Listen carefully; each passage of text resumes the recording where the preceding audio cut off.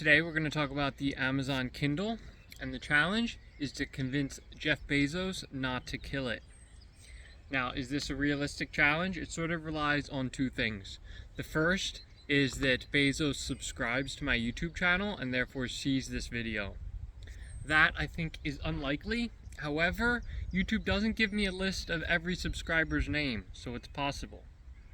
The second is that I say something in this video that hasn't already been brought up in their consideration of killing it.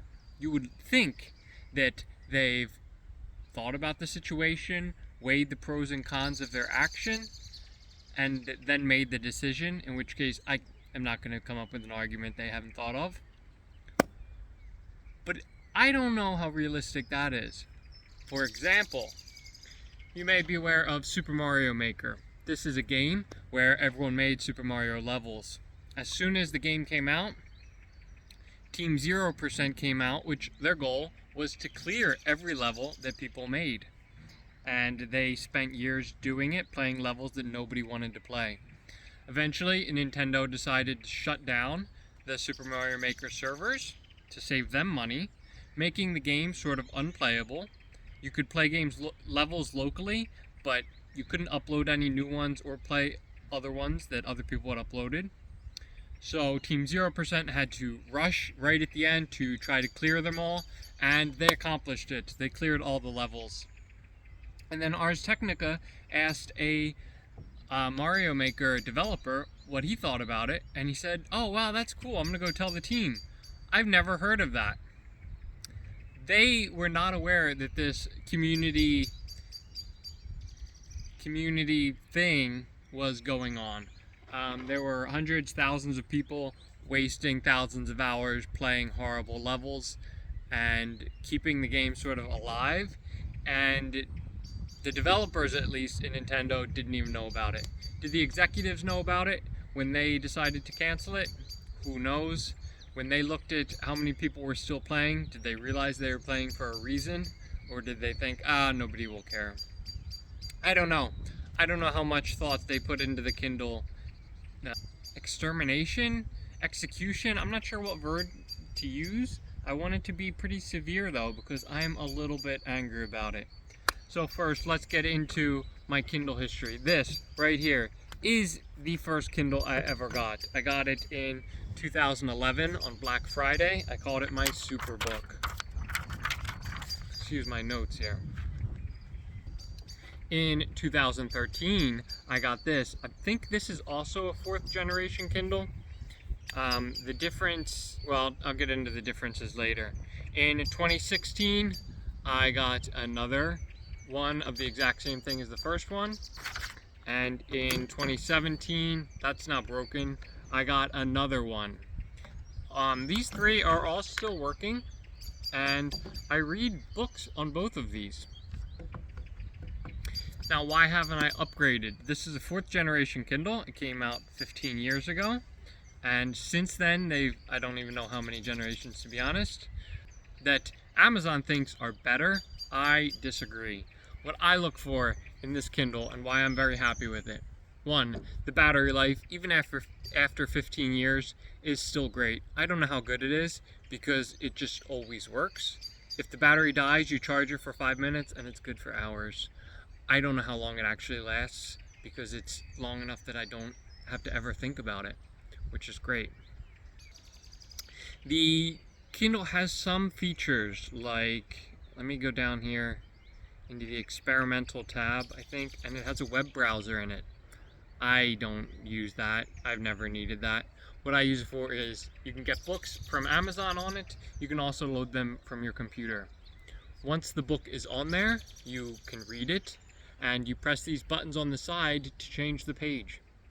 Now, I'm going to show you a different camera angle to show exactly how little effort it takes to push this button.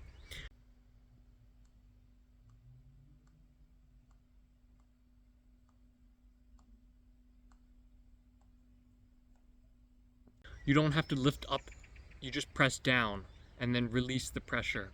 And if you want to go back, I have to move, but you rarely go back, right? It's just click, click, click, next page, and that's it. The downsides to it is, one, it's not waterproof, so I have to put it in some type of bag when I want to read in the bath. And two, it doesn't have any kind of lighting, which is debatable whether that's good or not, but some people will see it as a negative. Other than that, there are zero negatives. Maybe that it's not color is the recent crave, but this book is the same thing except touchscreen. So it's got a touchscreen to change the page, you tap, and it's backlit. I've only read 40 books on this compared to, what do I have? 250 on this one, another 200 on this one. I don't know how many on this because it broke. No, sorry, 18 I've read, no? Yeah, I've only read 18 on this. And that's because when you read a touchscreen, you have to go like this, you ready? You have to lift your thumb up to change the page. This is a terrible design in my mind. For example, one use case of when I appreciate the Kindle, and another feature it has, is you can change the text size. When I'm donating platelets, and you have to lay like this, without moving for 2 hours, I can read my Kindle. I make the font bigger, and I go like this. And you see me moving? No, you don't. But if I was going like this, in your non-squeezing hand, moving your thumb around, the technicians at the Red Cross do not like that. Whereas this, they're not sold on this, but I mean, it's my choice, my body, my choice, and I do it, and it works great. So these two things, one is the button on the side. No other Kindle has them like this. I think some of the recent ones, they brought back a button on the side, but they didn't put it on the side here, and it's only on one side, which I'm sure that if you flip it around, the screen auto flips, but the screen auto flipping can be annoying because then when you go like this, it also auto flips.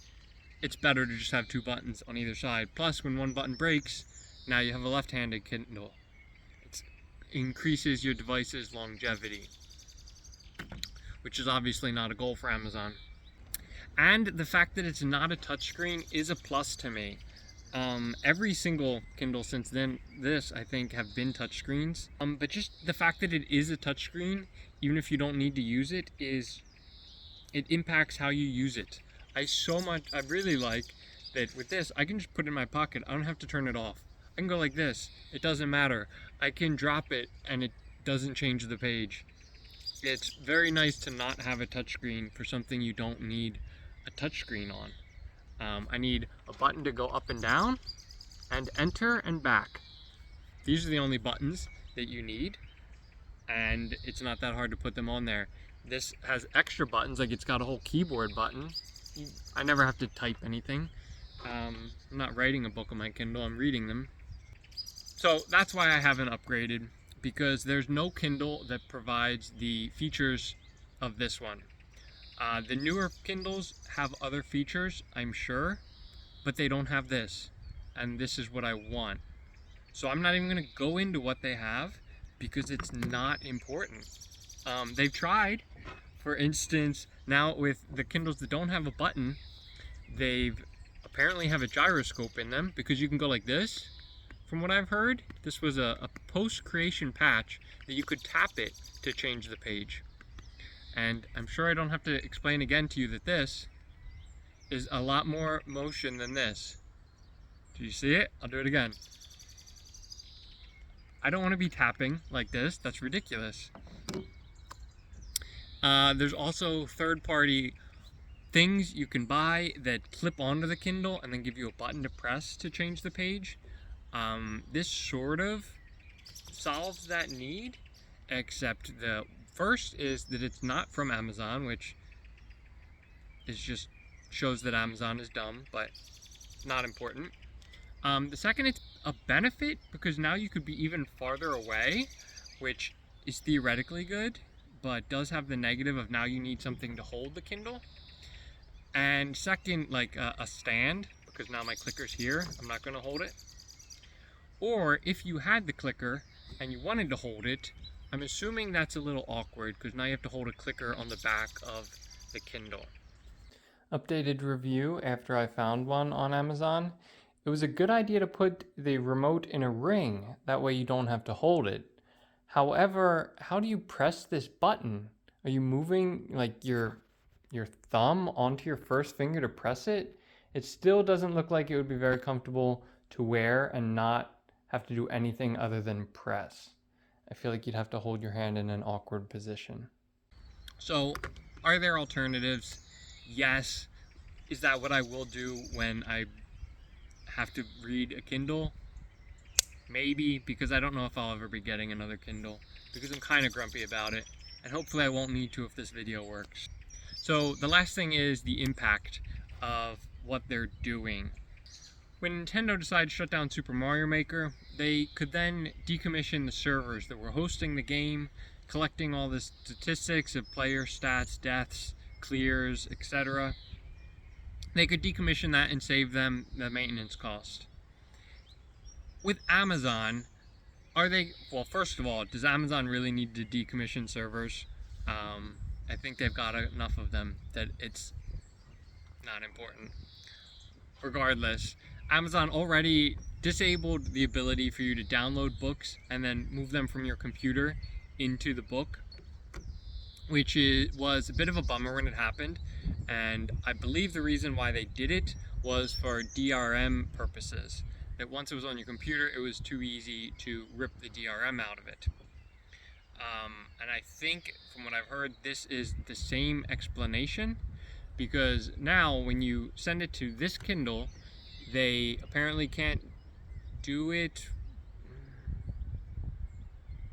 I don't want to talk to technical aspects that I don't know for sure, but from what I've heard, that the version of the file that this Kindle reads, it's easier to strip the DRM out of, and they don't want to provide that version anymore. So as far as long-term support that it costs Amazon to continue supporting this, it's not that they can turn servers off. It's now that they don't have to provide this file format of the book. Is there any cost to them when somebody publishes a book that now has to be converted into this older format? I want to say no. I mean, it probably has to be done, but the cost is clearly a rounding error, right? They're not going to get rid of servers because they still have to have a server that's pushing the Kindle book to your Kindle.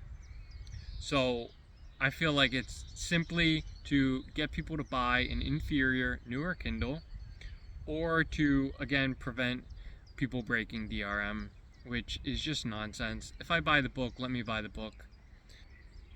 If I buy the book, let me have the book. Anyway, that's my rant. I'm not happy about it. These Kindles I bought used, obviously, because they were so old. You can't do that anymore because when you buy a Kindle, it's unregistered. So even the books that I've already purchased, I think I have 849 of them on Amazon right now. I won't be able to put them on either this Kindle or a new used one that I buy after this change in May, which is kind of sad, and very sad about it. But now I've said my piece. Bezos, do me a solid. Don't be and let me keep reading on my Kindle, bitte. Challenge complete.